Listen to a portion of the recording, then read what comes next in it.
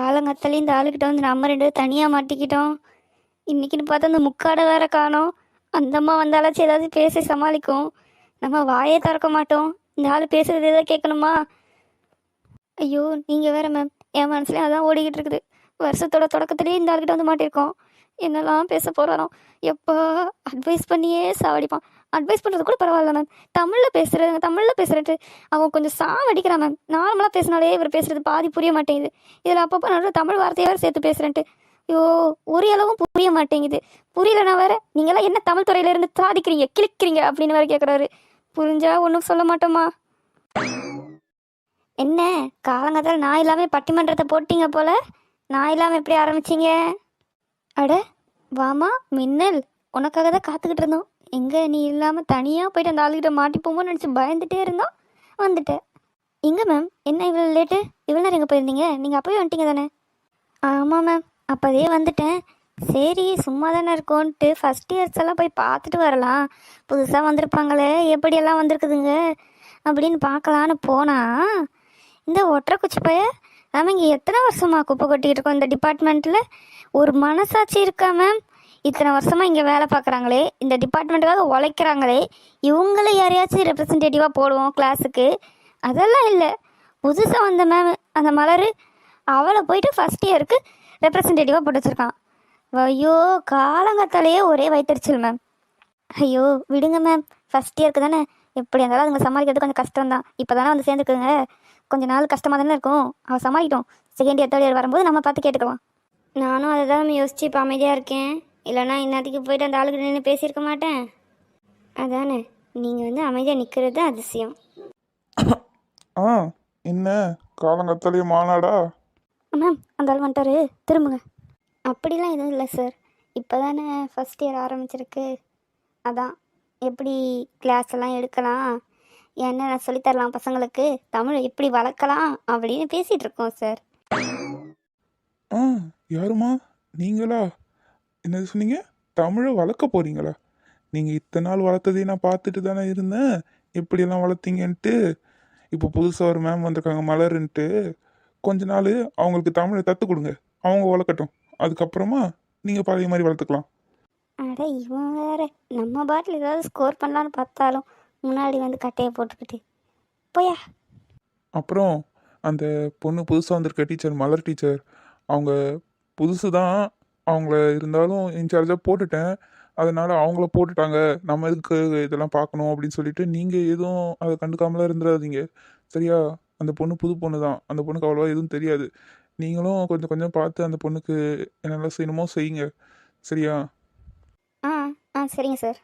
அப்புறம் புதுசாக சேர்ந்துருக்காங்கல்ல first year பசங்க, அதில் யாருக்காச்சும் இந்த கவிதை கட்டுரை கதை இந்த மாதிரிலாம் ஏதாச்சும் எழுத தெரியும், இல்லை அதில் இன்ட்ரெஸ்ட் இருக்குது அப்படின்னா அவங்க நேம் லிஸ்ட் எழுதி எனக்கு எழுதி வந்து கொடுங்க.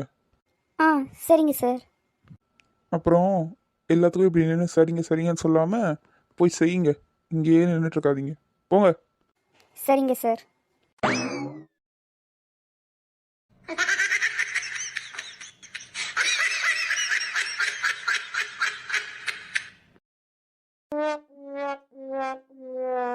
போதுமா தாய்ங்களா, உங்களை தமிழில் பேசுங்கன்னு சொன்னது என் தப்பு தான், தெரியாமல் சொல்லிட்டேன். இனிமேல்ட்டு நார்மலாகவே பேசுங்கம்மா, இந்த தூய தமிழில் பேசலாம். அப்புறமா வேறு ஏதாச்சும் ட்ரை பண்ணலாம், இந்த மாதிரி விபரீத விளையாடலாம். இதுக்கப்புறம் வேணாம், எனக்கு இந்த அரை மணி நேரத்துலேயே அது நல்லா புரிஞ்சிருச்சு. இதுக்கப்புறம் நான் அந்த மாதிரி தப்பை செய்ய மாட்டேன். தயவு செஞ்சு எல்லோரும் கொஞ்சம் நார்மலாகவே பேசுங்க. ஏன் மேம், இது நல்லா தானே இருக்குகிறது. இது இருக்குகிறதா?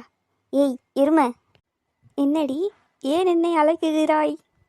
இது அழைக்குகிறாயா? ஐயோ என்னடியாச்சு உனக்கு? நீ பேசுகிற தமிழை கேட்டு அந்த மேமே தமிழில் பேச வேணாம்னு சொல்கிறாங்கடி.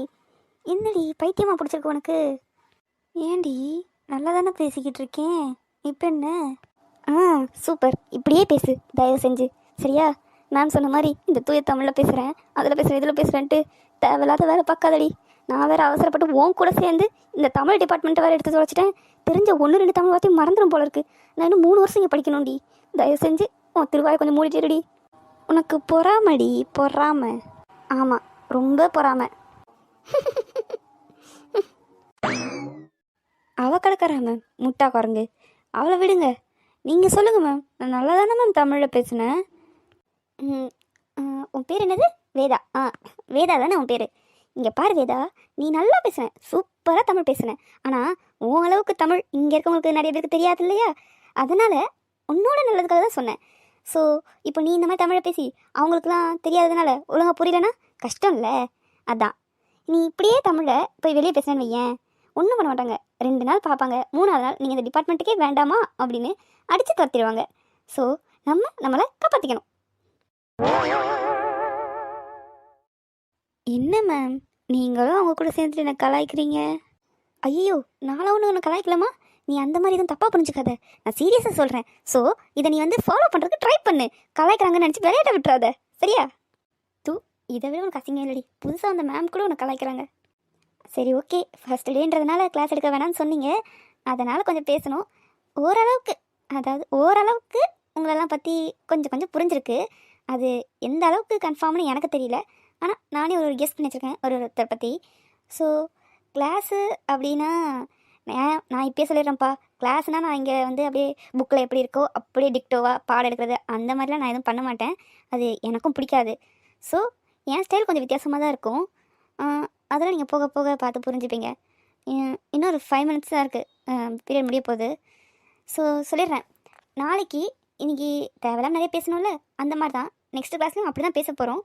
ஆனால் நான் ஒரு டாபிக் சொல்கிறேன், அந்த டாப்பிக்கை வச்சு உங்களுக்கு என்ன தோணுது அப்படின்றத பற்றி அடுத்த கிளாஸில் நீங்கள் பேசணும், ஓகேவா?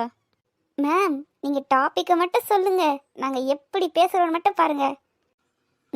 பார்க்க தான் போகிறேன் எப்படி பேச போகிறீங்க, என்னெல்லாம் பேச போகிறீங்கன்ட்டு. மேம் என்ன டாபிக் மேம்? டாபிக் சொல்லுங்கள் மேம்.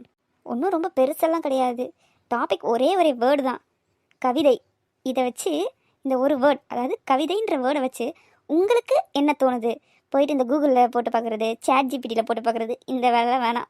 உங்களுக்கு சொந்தமாக கவிதைன்னு சொன்னோடனே மனசில் என்ன வருது அதை தான் நெக்ஸ்ட் கிளாஸில் நீங்கள் பேச போகிறீங்க, சரியா? நோட்ஸ் எல்லாம் எடுத்துகிட்டு வராதிங்க, கண்டுபிடிச்சிருவேன், அவ்வளோதான் சொல்லிட்டேன். அட என்ன மேம், நான் கூட நீங்கள் கொடுக்குற பில்டப்லாம் பார்த்தா தான் பெருசாக சொல்லுவீங்கன்னு நினச்சா, கவிதையா இவ்வளோ சிம்பிளாக சொல்லிட்டீங்க. இது எதுக்கு மேம் நெக்ஸ்ட் கிளாஸ் வரைக்கும்? நான் இப்போயே சொல்கிறேன் மேம். ஓ, பில்டப் நினச்சி நீங்கள் பெருசாக எக்ஸ்பெக்ட் பண்ணிங்களா? சரி ஓகே, உன்னை பார்த்துக்கிறேன். மவளே, நீ பேசின பேச்சுக்கு அடுத்த கிளாஸ் ஃபஸ்ட்டு பேச போகிறது நீ தான். நீ என்ன பேசுகிற நான் பார்க்குறேன், வா. அப்புறம் நம்ம நெக்ஸ்ட் கிளாஸ் இங்கே இல்லை, கிரவுண்டில் வச்சுக்கலாம். இனிமேல்ட்டு இந்த கிளாஸில் வேணாம். ஒரு மாதிரி எனக்கு ஏதோ ஒரு மாதிரி பிடிக்கல, நம்ம கிரவுண்டில் வச்சு கிளாஸ் எடுக்கலாம். நான் HOD சார்கிட்ட பேசுகிறேன். Okay ma'am.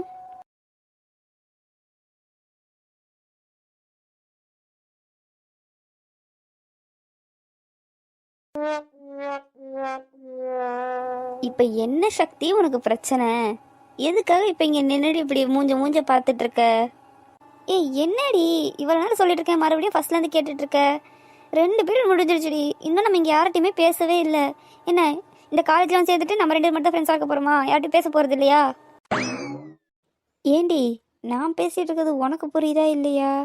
அதை ஃபஸ்ட்டு சொல்லு. நீ நம்ம இந்த காலேஜில் சேர்ந்து என்ன 2 வருஷம் இல்லை 3 வருஷமாக முடிஞ்சிடுச்சு, இல்லை நாளைக்கு இந்த காலேஜ் விட்டு போக போறியா ஃப்ரெண்ட்ஸு கிடைக்கலன்னு ஃபீல் பண்ணுறதுக்கு? 2 பீரியட் தாண்டி முடிஞ்சிருக்கு. அட்லீஸ்ட் இன்றைக்கி 4 முடிகிற வரைக்குமா வெயிட் பண்ணு, கண்டிப்பாக நமக்கு யாராச்சும் ஃப்ரெண்ட்ஸ் கிடைப்பாங்க. இந்த 3 வருஷம் முடிஞ்சு போகிறதுக்குள்ளே ஏதாச்சும் ஃப்ரெண்ட்ஸ் கிடைப்பாங்க, நம்ம கேங்காக ஃபார்ம் பண்ணிவிடுவோம். நீ அதுக்கெல்லாம் எதுவும் ஃபீல் பண்ணாத, சரியா? முதல்ல இந்த மாதிரி புலம்புறதை நிறுத்து. அப்புறம் எதுவும் சொல்ல வந்தேன், உனக்காக ஒரு தத்துவம்லாம் ரெடி பண்ணேன். நீ இப்படி புலம்புன உடனே என்னன்னு நான் சொல்கிறேன், அது உன் மண்டைக்கு நல்லா உட்கார வச்சுக்கோ, சரியா? இங்கே பாரு சக்தி, கவனமாக கேளு. என்னன்னா, பொறுமை எருமையோட பெருசு. ஸோ பொறுமையாக இரு, ஓகேவா? இது எருமையை விட பெருசா? கடலை விட பெருசுன்னு தானடி சொல்லுவாங்க. அதுதான் நிறைய பேர் சொல்லிட்டாங்களே, நம்ம ஏதாவது புதுசாக சொல்லுவோம். சக்தி யாராவது? நீங்கள் வேதா தானே? அட வர்றா, என் பேர்லாம் தெரிஞ்சு வச்சுருக்கீங்க. நீங்கள் யார்? என் பேர் கயல். ரொம்ப பெரிய ஆளெல்லாம் இல்லை, நீங்கள் உட்காந்துருந்த அதே கிளாஸில் நீங்கள் ஃபஸ்ட்டு பெஞ்சில் இருந்தீங்க, நான் லாஸ்ட்டு பெஞ்சில் இருந்தேன். ஓ அப்படியா, சரி. சொல்லுங்க, ஏதாச்சும் சொல்லணுமா? அப்படிலாம் எதுவும் இல்லை, சொல்லணுன்ட்டுலாம் இல்லை. இல்லை, நானும் இங்கே வந்து யார்கிட்டையும் பேசவும் இல்லை, யாரும் என்கிட்டயும் வந்து பேசலை. ஸோ சரி, எவ்வளோ நேரம் தான் வெயிட் பண்ணுறது, நம்மளே போய் யார்கிட்டயாச்சும் பேசுவோம் அப்படின்னு பார்த்து வந்தேன். அதான் நீங்கள் ரெண்டு இங்கே தனியாக நின்றுட்டு இருந்தீங்க, சரி பேசலாமேன்னு வந்தேன். ஏன் பேசக்கூடாதா என்ன? ஐயோ, அப்படிலாம் இல்லைங்க. நானும் அதை தாங்க புலம்பிட்டு இருந்தேன். இன்னும் யார்கிட்டும் பேசவே இல்லையே, நமக்குன்னு யாரும் ஃப்ரெண்டு கிடைக்கவே இல்லையே, இது எப்படி அப்படின்னு விட புலம்பிட்டு இருந்தேன். நல்ல வேலைங்க நீங்களே வந்து பேசிட்டீங்க, இல்லைன்னா நாங்கள் ரெண்டு முடிச்சுட்டு தான் நின்றுட்டு இருப்போம். ஸோ இப்போ நம்மளாம் பேசியாச்சு, நம்மளாம் ஃப்ரெண்ட்ஸு அப்படி தானே? அப்படி தான் நினைக்கிறேன், இல்லையா? அப்படிதான் நான் கன்ஃபார்ம்லாம் பண்ணியாச்சு. சரி வாங்க, ஒரே இடத்துல நிற்காம அப்படியே காலேஜை சுற்றி பார்த்துக்கிட்டே நம்ம ஃப்ரெண்ட்ஷிப்பை கொஞ்சம் வளர்ப்போம். பிரேக் பீரியடு தானே, வாங்க ஒரு வாக்கிங் போயிட்டு வருவோம். போலாமே.